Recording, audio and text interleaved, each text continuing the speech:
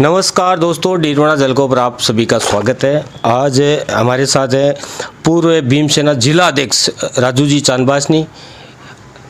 आज चर्चा करेंगे जो लोकसभा चुनाव है नागौर का, और ये है डीडवाना विधानसभा से। तो डीडवाना विधानसभा में किस तरह का चुनाव, किस तरह का माहौल रहने वाला है, और एससी का जो वोट बैंक है काफ़ी तादाद में है यहाँ पर, तो इनसे आज चर्चा करेंगे किस तरह का माहौल रहने वाला है। नमस्कार सर। नमस्कार जी युवराज जी। राजू जी, जैसे कि लोकसभा का चुनाव है, तो आप इस चुनाव को किस तरह से देखते हो, किस तरह का ये रहने वाला है? इधर ज्योति जी मिर्धा है, बीजेपी की तरफ वोट जाएगा या फिर कांग्रेस गठबंधन की तरफ जाएगा? आपको क्या लगता है इन सब पर? देखिए, मेरा जहाँ तक मानना है कि पिछला जो चुनाव था लोकसभा का, उसमें हनुमान जी बेनीवाल बीजेपी से गठबंधन करके यहाँ से चुनाव लड़े और चुनाव जीत कर भी गए, और यहाँ की नागौर की जनता ने उन पर भरोसा भी किया। लेकिन इस 5 वर्ष में मेरे हिसाब से हनुमान जी बेनीवाल ने नागौर क्षेत्र में किसी भी तरह का कोई विकास कार्य नहीं हुआ, और ख़ास तौर पर डीडवाना में तो जीरो है, उनका काम हुआ भी नहीं। और रही बात बीजेपी की, तो बीजेपी से जो पहले लोकसभा प्रत्याशी रही ज्योति जी मिर्धा, कांग्रेस से रही, और आज फिर बीजेपी से सिंबल लेके फिर यहाँ से अभी चुनाव लड़ रहे हैं। तो इन दोनों जो नेता है, या कभी कांग्रेस, कभी बीजेपी, कभी किसी से गठबंधन कर लेते हैं। तो मेरा मानना है कि मेरा जो समाज है, अनुसूचित जाति के जो नागौर के लोग हैं, साथ में मुस्लिम समाज के लोग हैं, इनका भी बहुत बड़ा धड़ा है, इनका भी ये मायना रखता है। तो ये लोग सब असमंजस में हैं कि आखिर वोट देवें तो किसको देवें, ये समस्या आ रही है। और बाकी हमारा मानना ये है कि ये समाज के लोगों में जगह जगह मीटिंगें भी हो रही है, और वो अपना निर्णय सोच समझ कर लेंगे। तो जैसे कि मेन मुद्दे क्या होने चाहिए? जिस तरह से अभी खुलकर लोग बताना नहीं चाहते हैं, खुलकर वोटर सामने नहीं आ रहा है कि किस तरफ जाएं, किस तरफ ना जाएं, बीजेपी की तरफ जाएं, या कौन उनका लीडर है जो उनकी बात कर सकता है विधानसभा में, लोकसभा में। तो इस तरह इन बातों को किस तरह से देखते हो?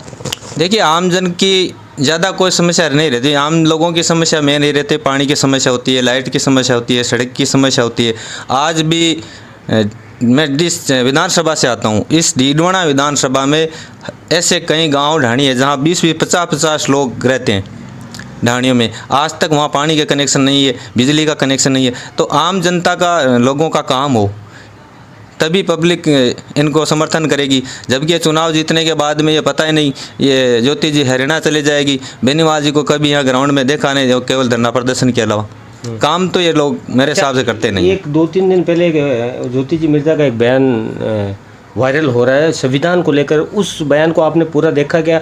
किस तरह का बयान है और ऐसा क्यों बोलने को मजबूर हो गए? मेरे हिसाब से पहली बात तो उनको ऐसा उल्टा सीधा बयान देना भी नहीं चाहिए।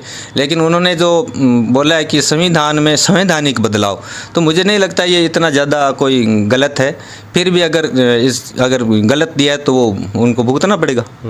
अच्छा, डीडवाना विधानसभा क्षेत्र एक बड़ा क्षेत्र है, कम से कम 2.5 लाख के ऊपर संख्या है वोटरों की।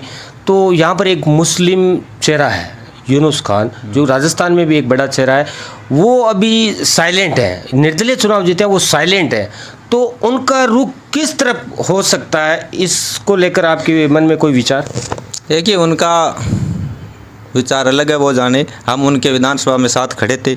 अब वो स्वतंत्र है, पब्लिक यहाँ की भी स्वतंत्र है। हालांकि मेरा किस तरफ जा सकते हैं, मतलब बीजेपी की तरफ जा सकते हैं, अब किस तरफ जाए दे वो उनका मसला है। अब उनको किस पार्टी से कैसे बात बनेगी, नहीं बनेगी, किससे पार्टी से बात होगी, या खुलकर सामने आएंगे या नहीं आएंगे, या तीसरे मोर्चों को समर्थन करेंगे, वो उनका निजी मामला है।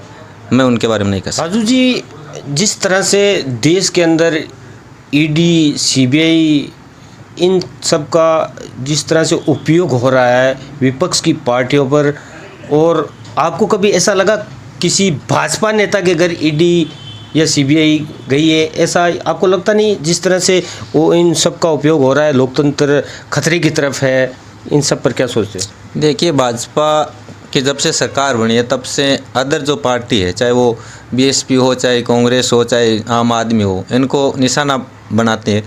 और ईडी, ये जो कई जो संघ है, एजेंसी है, इनका ये यूज करते हैं, वो गलत है। लेकिन कमज़ोरी ये भी रही है कि एक कांग्रेस इतना बड़ा पार्टी जो संगठन है ये इनका मतलब विरोध नहीं करते हैं।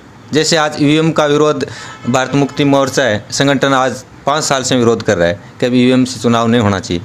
अभी जो किसान आंदोलन चला, कांग्रेस के लोग सिर्फ किसान आंदोलन का केवल सोशल मीडिया और टीवी बाइट के माध्यम से समर्थन दिया है, जबकि किसान वहाँ 15 महीने तक बैठे रहे। अभी भी किसान जारी है शायद, लेकिन ये खुलकर सामने नहीं आती। अगर कांग्रेस पूरे देश में ईवीएम का विरोध करे, सरकार का खुलकर देश में सड़कों पर उतर कर आए तो ऑटोमेटिक जनता कांग्रेस के समर्थन में आए, कांग्रेस ऑटोमेटिक सरकार बन जाएगी। लेकिन ये खुलकर सामने नहीं आ रहे। अब इनको ईडी का डर लगता होगा, मेरे समझ में तो ये आ रहा है। अच्छा, एक बात बताओ, जिस तरह से मोदी जी बार बार भाजपा नारा लगा रहे 400 पार 400 पार, आप इस चीज़ को किस तरह से, हकीकत में रियलिटी उनके पास कोई फॉर्मूला है या गारंटी है, किस तरह से वो 400 पार का नारा लगा रहे हैं? और दूसरी बात, राजस्थान के अंदर क्या 25 की 25 सीट आ सकती हैं भाजपा की?